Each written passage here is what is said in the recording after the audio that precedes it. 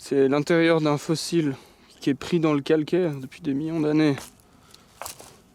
Parce que ici, c'était des fonds marins à l'époque.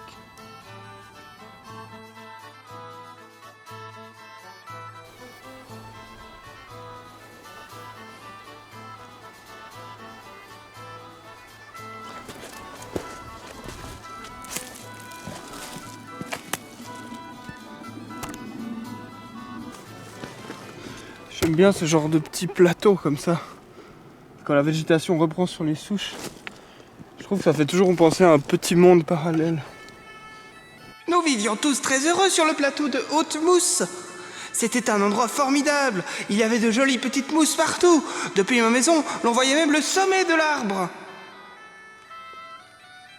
Mais un jour tragique, les créatures du bas de la racine montèrent. Elles tuèrent nos récoltes, elles mangèrent nos moutons, elles brûlèrent notre village.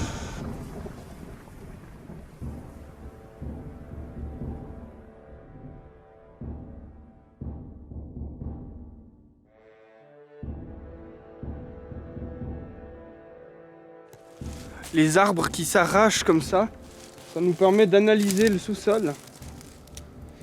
Et là on voit que c'est beaucoup plus sablonneux que les autres arbres qui sont tombés.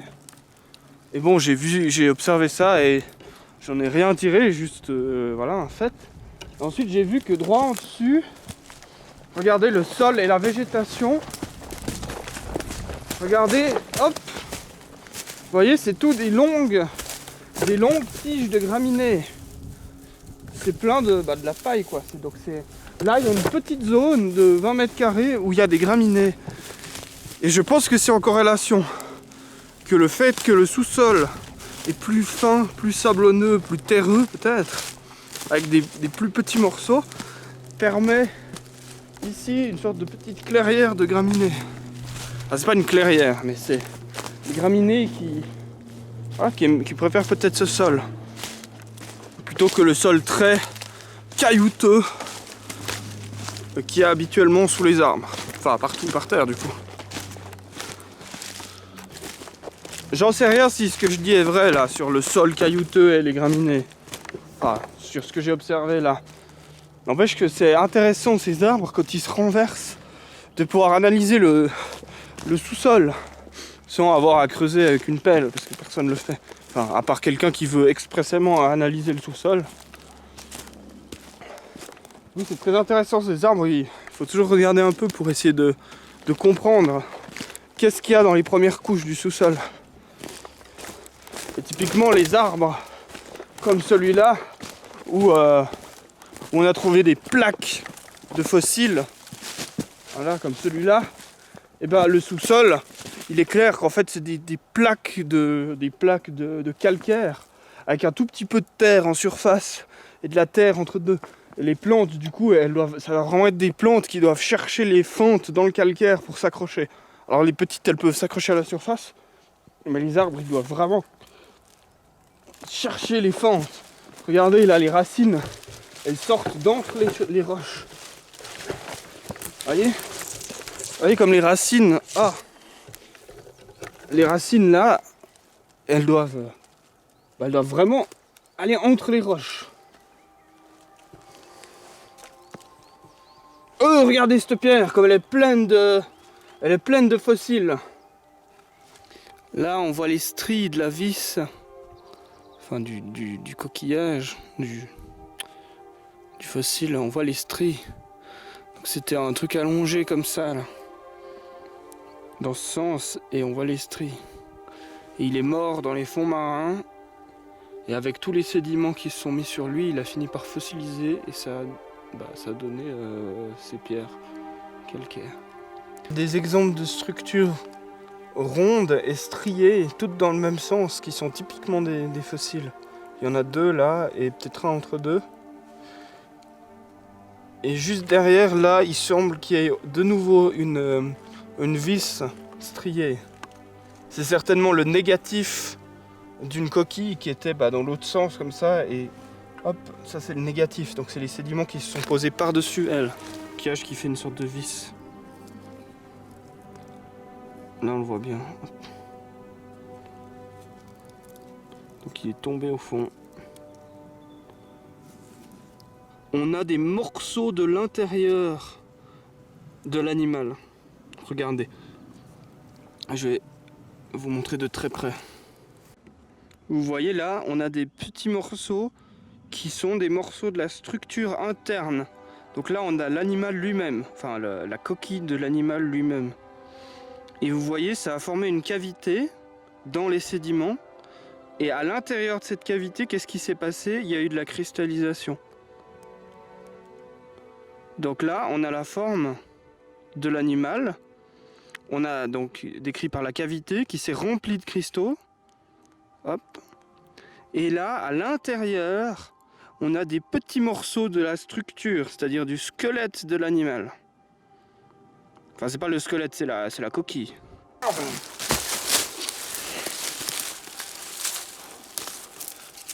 Bon, là, ces trous comme ça, ces trous là, ça c'est pas des fossiles. Ça c'est une petite fissure dans laquelle l'eau s'est infiltrée. Et avec les années, le passage de l'eau a fini par creuser un trou comme ça. Regardez comme cette racine a poussé autour de ce caillou. Elle a pris la forme. Et là aussi, regardez. Le caillou est contenu dans la racine. Il est vraiment bloqué. J'ai fait une balade, je suis monté comme ça, et là je redescends par le même endroit. Et je repasse par le premier endroit où j'ai commencé à filmer des choses. Systématiquement, ou très souvent, ça se passe comme ça. Quand j'arrive, j'explique un truc philosophique ou sur la société.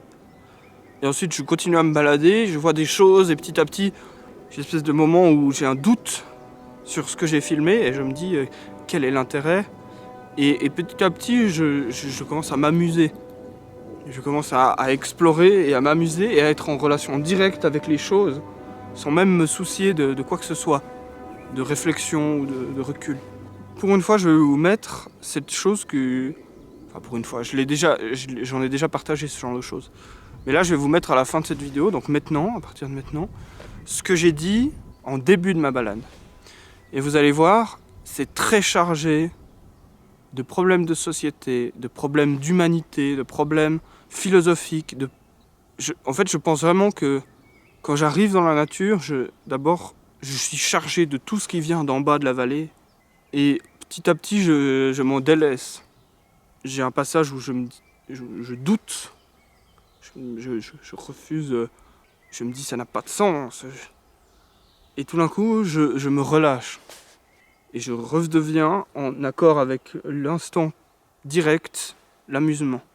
Et cette chose, ce déroulement, je le perçois depuis très longtemps. Et là, comme je l'ai fait sur cette balade, en plus c'est une montée vers la montagne, en tout cas dans mon esprit, la référence à Nietzsche est totale. En tout cas, c'est pas la référence à Nietzsche, c'est ce que Nietzsche a exprimé. Et Nietzsche, il a exprimé quelque chose qu'il devait lui-même ressentir, je pense. C'est les 3 transformations de l'esprit. Et là, elle s'incarne réellement dans le physique, dans la montée de cette pente. J'arrive, je suis chargé, je suis le chameau, chargé de tous ces efforts. Alors peut-être que ce n'est qu'une interprétation que je fais de la métaphore des transformations de l'esprit. Mais j'arrive chargé de tous les malheurs de la ville, de toutes ces pensées qui parasitent mon esprit, ou qui alourdissent mon esprit. Je suis le chameau, avec son fardeau. Et ensuite... je deviens le lion, je dis mais tu dois pas faire ça, il faut pas parler comme ça des choses, je devrais pas mettre ça en ligne, je devrais pas diffuser ça, je devrais pas dire, puis après je dis ah non mais je devrais, et là c'est le dragon qui vient vers moi, qui dit « Tu ne dois pas, tu dois ». Et là, le passage, c'est le passage du lion, qui dit « Non, je veux ». Alors il n'est pas obligé de l'exprimer, mais ça se passe dans l'esprit. Et après le lion, vient l'enfant. L'enfant, c'est celui qui vit l'instant présent pur, il est en relation directe avec le monde. Il est en plaisir direct ou en malheur direct avec le monde. Il vit le monde de manière directe. Et donc je trouve que cette balade, et comme énormément de balades et comme énormément de moments où je reviens dans la nature, est vraiment symbolique de ça. Et regardez ça, c'est la dernière chose que j'ai filmée. Bah, évidemment, quand je le dis, c'est forcément la dernière. Et je trouve que cette pensée philosophique est très grande. Alors que la pensée philosophique du début de ma vidéo, évidemment, elle est intéressante. Mais elle est confuse, elle n'a pas ce grandiose. Ah, peut-être que vous avez trouvé ça aussi confus. Je suis désolé. Au revoir! Ah non, bah non, vous allez regarder le début là maintenant. Alors, si ça vous ennuie, vous avez qu'à partir.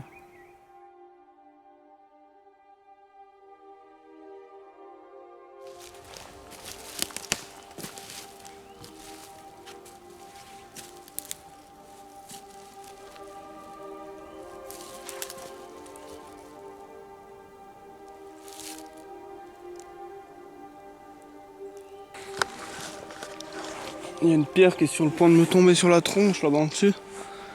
Alors faut pas que je dise de bêtises. Si je dis des bêtises, elle va me tomber sur la tête. Je voudrais essayer de dire un truc et je vais essayer de le dire assez rapidement. Moi je suis pas quelqu'un de très littéraire, j'ai toujours fait énormément de fautes d'orthographe.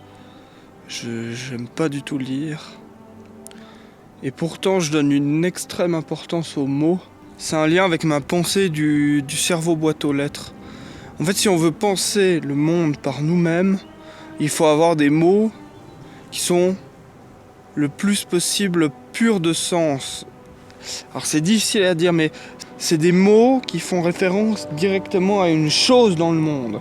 Et ces mots-là, c'est des mots qui sont précieux et qu'il faut entretenir. Et ensuite, bon, évidemment, ces mots, on peut les structurer en phrases. Et ça donnera des phrases qui parlent directement d'une chose dans le monde. Alors, au premier abord, c'est une chose physique.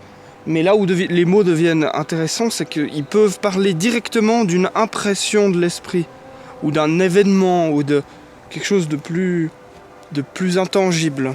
Et je dis ça parce que, en venant ici, je pensais à une série de mots que je vois se propager comme une traînée de poudre. Ce qui m'embête dans ces mots, c'est plutôt le fait que je les vois se diffuser, et je les vois perdre leur lien avec ce qu'ils peuvent vouloir dire.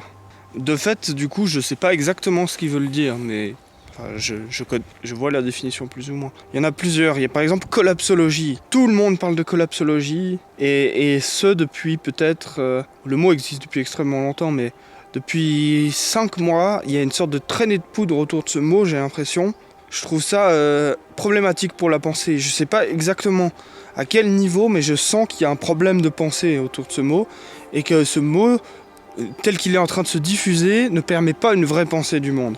Parce que ce qui semble désigner ce mot, ça fait au moins 15 ans que j'y pense, même plus, que plein de gens y pensent. Et donc je trouve ce mot, je trouve que on est clairement dans un mot qui se diffuse comme une boîte aux lettres. Comme une lettre dans des boîtes aux lettres, sans jamais qu'il y ait un cerveau qui écrive sur la lettre ou qui est... Je suis désolé. Un autre mot que j'ai vu là, c'est... Comment ça s'appelle ? Ah, je me souviens plus, mais c'était un truc d'un peu de psychologue. Il y en a un, moi j'ai l'impression que c'est fini, ce mot, c'est pervers narcissique. Tous les pseudo-psychologues parlaient de pervers narcissique de partout. Je pense que ce mot, il est du même ordre. Et en fait, ce phénomène de mots qui se diffusent tout d'un coup comme une traînée de poudre, je sais techniquement pourquoi est-ce qu'il a plus lieu maintenant. Avec l'apogée, avec la grandeur des réseaux sociaux, la grandeur d'Internet, le mot-clé a pris une importance sans précédent. Et donc, on peut se retrouver avec des diffusions de mots-clés, non plus pour le sens qu'ils transportent, mais pour leur qualité de référencement. Ça, c'est quand même vachement emmerdant. Internet est très bien, mais ce principe de mots-clés, je pense qu'il a des vices cachés pour la pensée, notamment cette diffusion qui se coupe de la réalité. Un autre mot que j'ai pensé, c'est un Un mot que j'aime vraiment pas, et c'est étrange parce qu'il désigne une chose que je serais censé vraiment aimer, c'est bushcraft. Alors déjà c'est un mot en anglais bizarre parce que même les Américains, je crois qu'ils disent woodcraft. J'ai regardé sur internet la définition du mot, et bon j'ai pas tout lu, ça fait des kilomètres. La première définition que j'ai trouvée en français, c'est l'art de vivre dans les bois. Cette suite de mots, l'art de vivre dans les bois, je la trouve 10 milliards de fois plus saine que bushcraft. Alors peut-être que c'est moi dans mon existence, dans ma vie personnelle, que j'ai relié le mot bushcraft à des choses qui ne sont pas directement physiques, mais le mot bushcraft pour moi c'est un mot-clé d'internet. Alors que l'art de vivre dans les bois, c'est une phrase en français qui désigne une chose bien plus précise et bien plus profonde que le mot bushcraft, qui pour moi est un mot-clé. C'est un mot-clé d'internet. Alors que l'art de vivre dans les bois, ça me parle. Et je sens que c'est très difficile à parasiter une définition comme l'art de vivre dans les bois. Parce que parasiter la définition de l'art, ça demande des moyens gigantesques. C'est possible, hein, c'est toujours possible.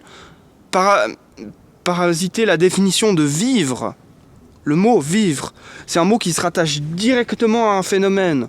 C'est très difficile de parasiter le mot vivre.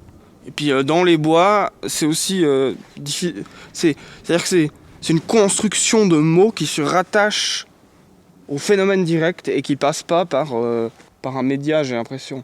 Alors peut-être l'aspect anglais de bushcraft me gêne, parce que finalement, bushcraft, ça veut dire l'art de, ça veut dire fabriquer buissons, un truc comme ça, fabriquer nature. Bush, c'est quoi? Ouais, les buissons, bush. Enfin bref, il y a des mots comme ça qui tout d'un coup deviennent des mots-clés et qui dégénèrent et qui deviennent des portes ouvertes à la pensée boîte aux lettres. Voilà, et la conclusion, alors ça fait déjà 8 minutes. La conclusion de ça, c'est que si on pense avec des mots qui sont des mots-clés d'Internet, notre pensée profonde, c'est-à-dire la manière, non même plus dont on va se prononcer, mais la manière dont on va penser le monde va être modifiée, puisqu'on pense le monde avec des mots. Pas que, il y a certainement un moyen, mais il est très difficile à exprimer avec des mots, justement, une façon de penser le monde sans mots, qui est du pur vécu, du pur ressenti, sur lequel on n'a pas mis de verbe. Mais la pensée du monde avec des mots dans la tête, elle est très structurante, elle permet de structurer très fort. Et je pense que si les mots qu'on a dans notre esprit sont corrompus, et bien notre pensée elle-même sera corrompue. Et c'est vraiment un sujet très compliqué, parce que si notre pensée est corrompue, il est impossible de percevoir qu'elle est corrompue, de par le fait que c'est justement notre pensée qui peut percevoir la corruption. Donc si elle est corrompue, elle ne peut pas percevoir, c'est comme une chose que j'ignore, je ne peux pas y penser. Et donc, essayez, voilà, oh là là, la conclusion des conclusions. J'essaye, modestement, j'aime bien, quand je vois un mot comme bushcraft, me dire mais qu'est-ce que ça veut dire en français, des mots qui se rattachent directement à des objets ou des phénomènes. Bushcraft, c'est l'art de vivre dans les bois.